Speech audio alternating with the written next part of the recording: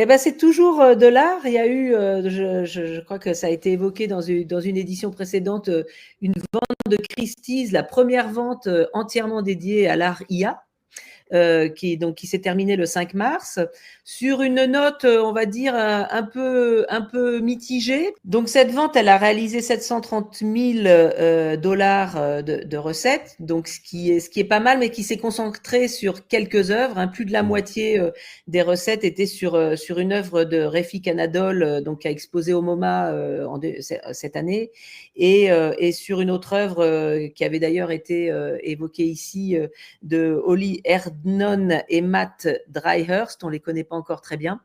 Mais voilà, à eux deux, ils ont fait déjà la moitié des recettes. Alors, il y avait eu aussi une vente chez Sotheby's qui avait vu une œuvre dépasser le million de dollars. Donc, commence à émerger. Ce qui est intéressant, alors il y a eu effectivement une polémique avec des artistes qui ont protesté, et d'ailleurs des amateurs d'art aussi, sur le fait que le monde de l'IA étant le monde du pillage des artistes, c'était pas très digne de la part de Christie's de s'engager là-dedans, mais néanmoins, il faut quand même se poser des questions, puisque finalement, sur les enchérisseurs, les gens qui ont participé à la vente, 48% étaient des gens issus de la Gen Z et des millennials, et 37% étaient des gens qui n'avaient jamais fait une offre dans un cadre de vente d'art. Donc, on voit bien qu'il y a une forme d'art qui vient se créer et qui vient se développer avec des nouvelles personnes, des nouveaux codes.